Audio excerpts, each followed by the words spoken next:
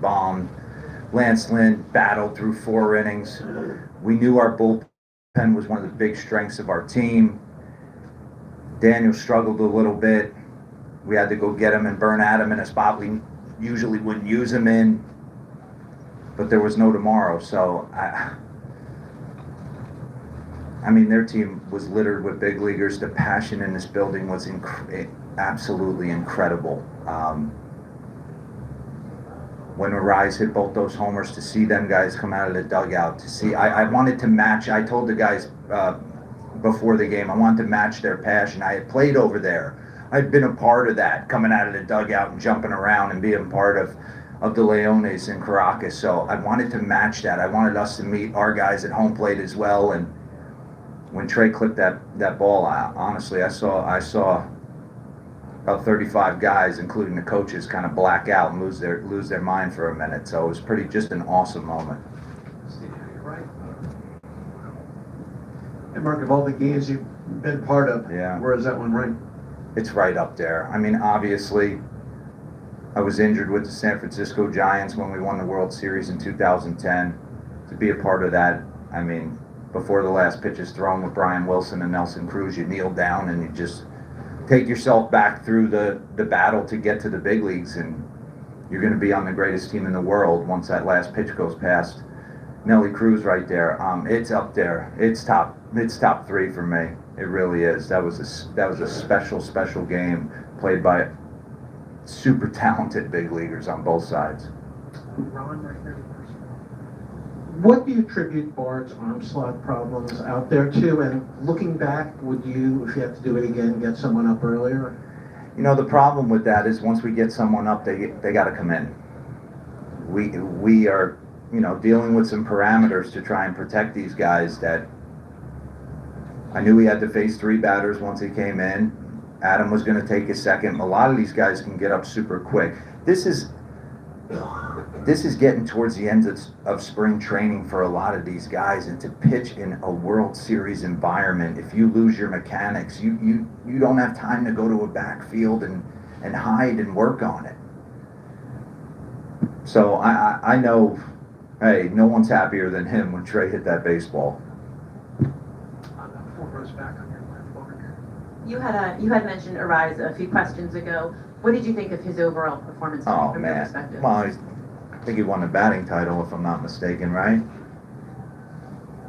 I didn't know he had that pop in him, no. I mean, that one down the line was smoked off 3/4 of the way up the foul pole there. Yeah, I mean, I have a ton of respect for all the guys over there. Up and down that lineup, I never felt confident. I mean, some of these guys, the Devin Williams of the world and the Ryan Presleys of the world, Ryan's been in every big moment known to man in this game. So he was like really the only time I sort of relaxed. I think having Andy Pettit next to me, I cannot understate the value, because it's not only a guy who knows mechanics and knows pitch. He's been in the biggest moments, and he knows. He'll turn to me and say, I don't know if he's got it anymore, or hey, let him ride, or he kind of gets a feel for it working with JT and the catchers. So I've leaned on him and Jerry heavily in the process. But yeah, Arise is awesome. Salvi took a beating behind home plate, hit that big bullet down the line to explode them for the big inning. So yeah, a ton of respect on both sides. Mr. DeRosa, I'm from Venezuela. Yeah. Did you play ever a Caracas Magallanes game? Absolutely. How do you remember that atmosphere, and how do you explain that to the players, because we saw the atmosphere in your dugout?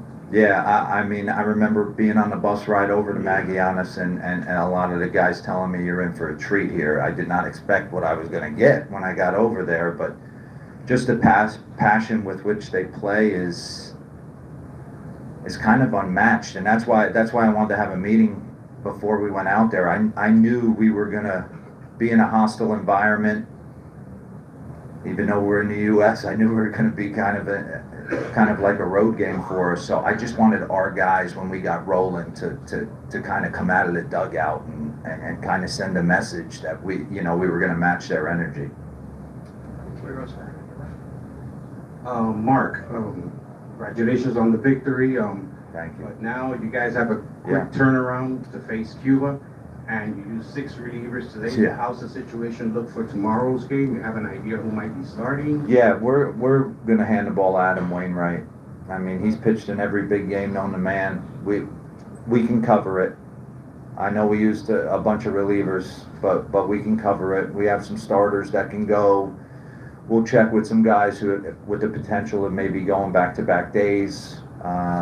We'll see tomorrow where that stands. We didn't use Graveman. We didn't use Loop.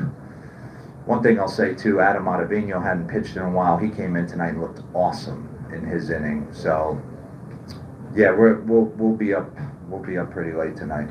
Two really quick ones, first round. Hi Mark, Moses Mejia from Periódico Hoy. Before the game, Mookie Betts told you that if you need to take decisions Yeah. as a game of World Series, go ahead without problem. What the meaning of for you this war? What I didn't. What the meaning of for you that Mookie Betts told you that? Oh, yeah. It just tells me these guys are all in on this.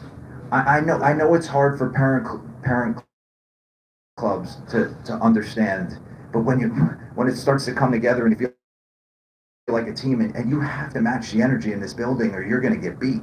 So, yeah, there were moments in the game tonight where I wasn't looking to tomorrow. I was just saying we got to figure out a way to keep us in this ball game, get our offense going. I was a little surprised when I pinch hit for Schwarber that Quijada stayed in the game.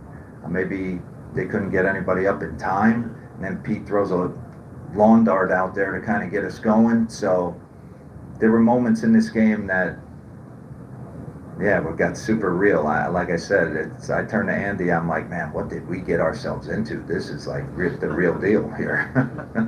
Mark, we have your closer here, so we'll let you go. All right, thank you.